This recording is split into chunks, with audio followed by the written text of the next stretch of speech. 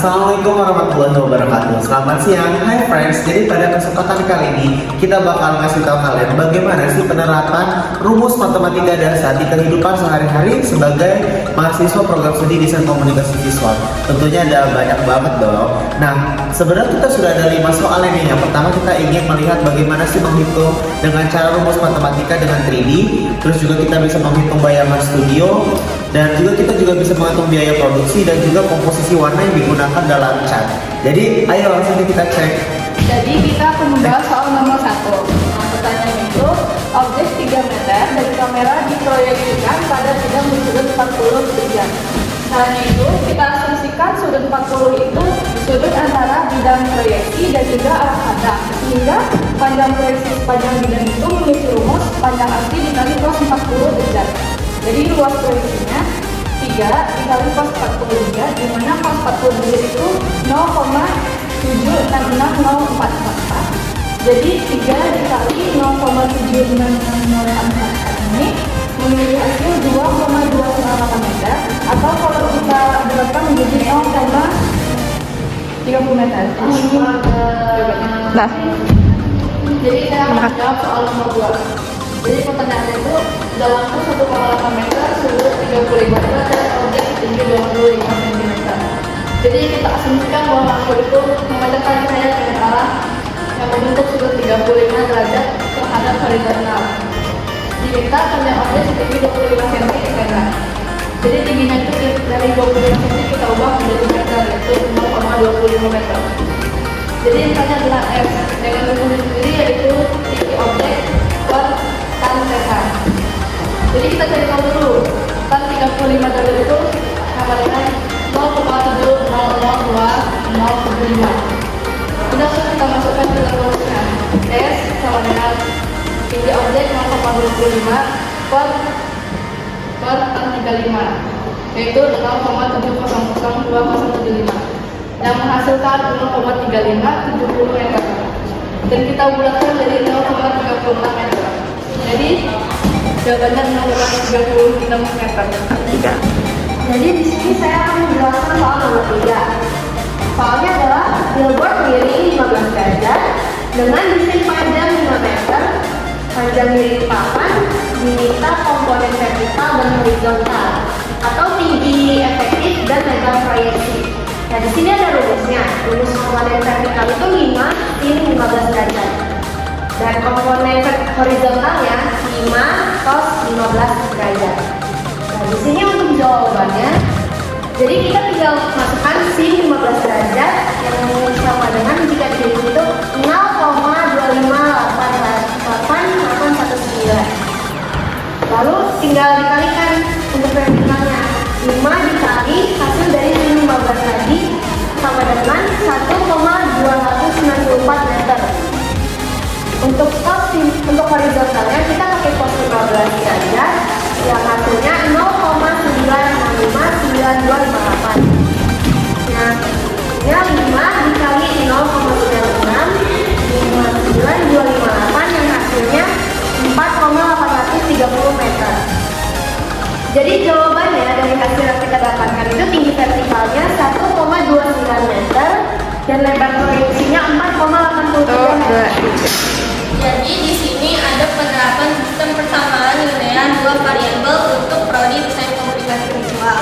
Untuk soalnya dapat diketahui bahwa pakai cetak A 2 kertas ditambah 3 juta harganya 28.000. Lalu pakai cetak B 3 kertas ditambah 2 juta harganya 26.000. Untuk mencari nilai atau harga kertas dan tinta kita bisa menggunakan sistem persamaan linear dua variabel. Jadi pertama kita buat dulu dua persamaan. Di sini ada 2K ditambah 3T sama dengan 28.000. Lalu ada 3K ditambah 2T sama dengan 26.000. Lalu kita di sini mencari nilai K. K sama dengan 28.000 dikurang 3T dibagi 2. Lalu kita masukkan nilai K ke dalam persamaan yang kedua. Jadinya 3 dikali 28.000 dikurang 3T dibagi 2, lalu ditambah 2T sama dengan 26.000. Jadi untuk hasilnya adalah 84.000 dikurang 9T per 2 ditambah 2T sama dengan 26.000. Ini dikali 2 untuk menghilangkan bilangan pembandingnya. Lalu hasilnya 84.000 dikurang 5T sama dengan 52.000. Min 5T sama dengan min 32.000. T sama dengan min 32.000 dibagi min 5. Jadi nilai T adalah 6.400. Lalu kita substitusikan T ke persamaan K. Persamaan K sama dengan 28.000 dikurang 3 dikali 6.400 atau dikali T dibagi 2. Jadi hasil nilai K dapat diketahui bahwa 4.400. Lalu untuk pembuktiannya, kita masukkan nilai T dan K yang sudah kita ketahui ke dalam persamaan tadi. 2K ditambah 3T sama dengan 28.000. 2 dikali 4.400 ditambah 3 dikali 6.400 sama dengan 28.000. Lalu untuk persamaan yang kedua, 3K ditambah 2T sama dengan 26.000. 3 dikali 4.400 ditambah 2 dikali 6.400 sama dengan 26.000. Jadi hasilnya sesuai dengan yang kita temui. Saya akan menjawab soal nomor 5, yaitu komposisinya sama dengan 1N ditambah 2K pemberian kita 75%, sementara 2N ditambah 1K pemberian kita 75%. Jadi N itu adalah 65 dikurang 2K. Kalau kita gunakan metode substitusi, 2 dikurang 65 kurang 2K, untuk kurung ditambah sama dengan 75. Jadi 2 dikali 65 itu 130, sementara 2 dikali 2 itu 4, dan data ini turun dan jumlah juga turun. Jadi 130 ini dikurang 3K dapat dari 4, ini 4 dikurang 5 yaitu 3K sama dengan 75. Ini 3K turun, 75 turun, dan 130 dipindah luas ke belakang menjadi 5.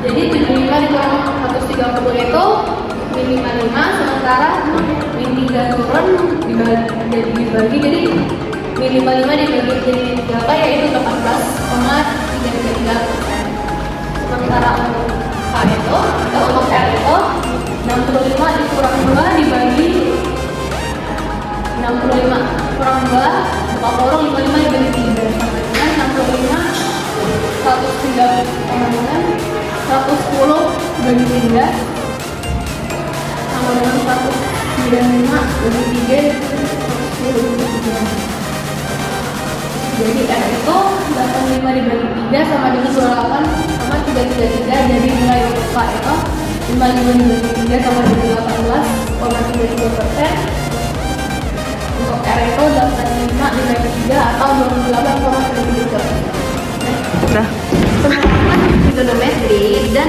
sistem persamaan linear di dalam bidang DKT bersifat fundamental dan instrumental, di mana trigonometri menyediakan alat matematis untuk mengelola orientasi, rotasi, dan pergerakan 2D dan 3D yang krusial untuk pembuatan animasi dan permodelan 3D.